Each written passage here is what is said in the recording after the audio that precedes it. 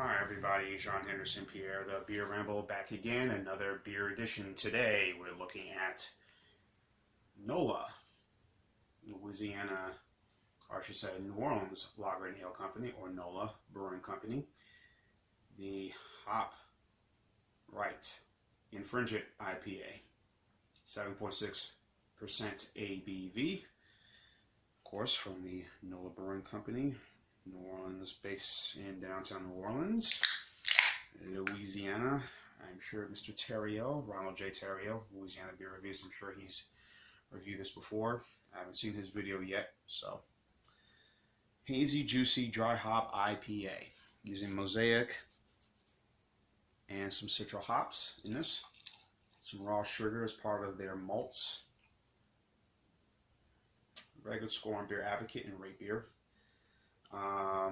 I've had from the NOLA Brewing Company, I've had their Blonde Ale, and I had their 7th Street Lemon Basil, which was a kind of like a fruit veggie beer, more like a sour beer, possibly. Maybe if you can put it in that category, but you know. Anyway, so that was our so-so, but the Blonde Ale I really like a lot. So, so I was at my hookup store. Hookup store. Paid $1.25 for this can. $1.25 for the can. So nice little orange color, as you can see right here. Nothing really big deal to look at.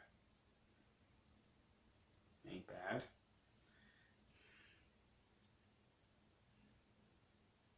Definitely get some of those fruit notes in this. Some tangerine, some little orange, more of a grapefruit.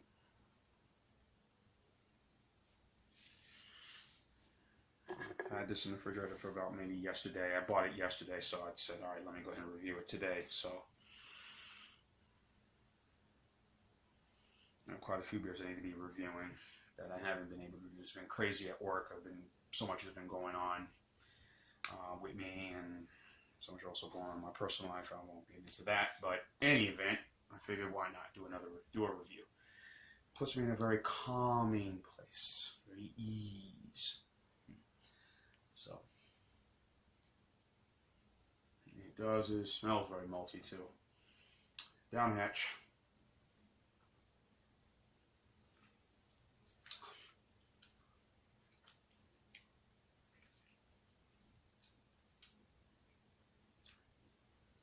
I am tasting some of that.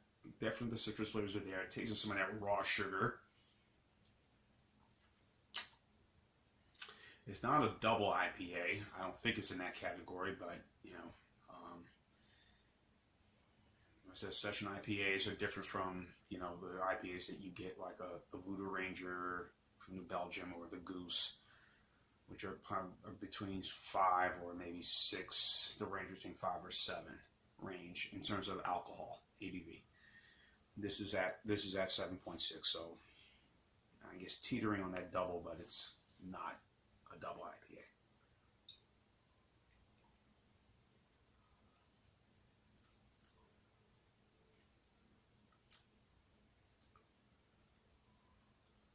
Good, clean, nice,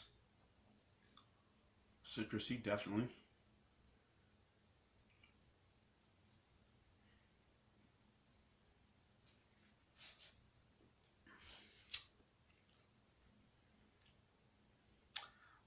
The history of the brewery, and Jay probably knows more about this than I do. When he and I hung out down in New Orleans, we went throughout downtown, from the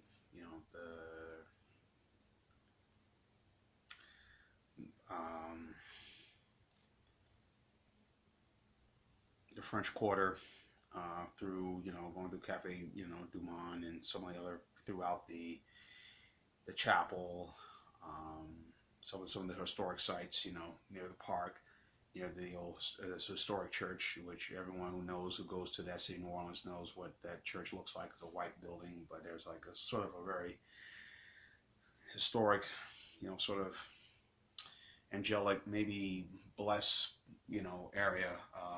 We went through. We just kind of hung out. It was Thanksgiving weekend. It was two years ago, I think, and it was the same day of the Iron Bowl and the same day of the what's that football game? We watch a lot. The Michigan Ohio State game, the big game. It's like they call it another rivalry game. Iron Bowl, Alabama, Auburn. If you don't know, usually those weekends, major college football games, and also the same weekend of the Bayou Classic. So New Orleans, as is any big city, New York City, Chicago, you name it, Miami, whatever. A lot of tourists will be coming in, out of towners, those who live in the city come in, do some shopping, and it's a big holiday weekend, so you get the feel of the city, walking down Bourbon Street, Canal Street, throughout the French Quarter, the Garden District, just everywhere. So we were down there, and we were looking at the old Jack's Brewery building where Jack's used to be at, and he mentioned talk of possibly Dixie maybe coming back, which they are, which they've been around, but another brewery's been taking care of. They've been brewing some of their beers since the brewery was destroyed from Katrina in 2005. I like to see breweries, and what I'm seeing right here now, sort of a resurgence, as we're seeing here in Mobile, with the two breweries that we have here, Serta and Hank Blue Brewery.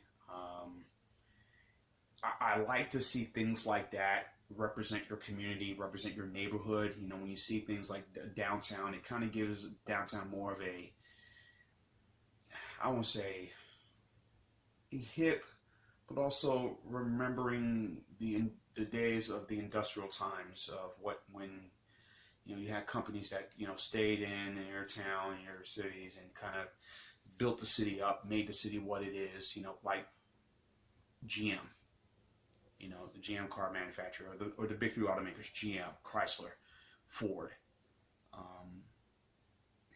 What it did to revitalize the city, what it did, for that.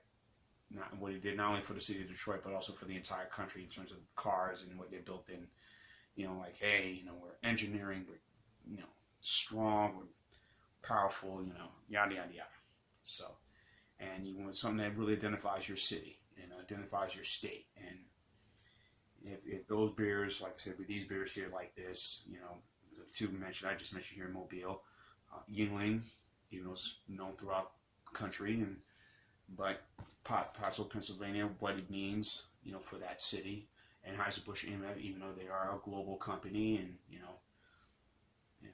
but still has that tradition and what it means for that city of St. Louis, knowing that this is the world's, our beer started right here in Missouri, and we brewed it, and now it's loved not only throughout the country but throughout the world. Everybody knows about Budweiser. So when you have those things happen in your city, respectively, what it means is just a pride, nostalgia, like, wow, and that's our beer. We made that beer here. So I like to see stories like that. I think it's great. I think it gives sort of uplifting the community, so. And I'm sure this beer this company has done that. So anyway, on the beer, quite good. I like it. I have another can. I'm gonna sip on that later. But very easy drinking. Nothing really bad about this at all. It says store cold, drink fresh, and the beer is fresh according to the dates. Yeah, it says, well, it says 10, well, it says 10, 13, 18, but maybe a month behind, a month and a couple of days behind, but still, I'm not complaining, so. Very good. You could taste the sugar. It's not overly sweet. It's not sugary, but really you taste some of the sweetness down going onto this beer. Very malty. The Citra as well as the Mosaic hops are definitely alive in this beer as well. So has a bit of a grapefruit finish going down, but overall, you know, it's good. It's not overly hoppy, but not underly. It's not over, but not under hoppy. So kind of in between. So I'm gonna give this beer. I'll give this beer a B plus. I think 8.8, 8.7, 8.8 seems about right between this, you know. So, and again, I've mentioned the 2 beers I've had from them. They have another IPA, forgive me for the pronunciation, but the Hoppyright, Hoppitoulous.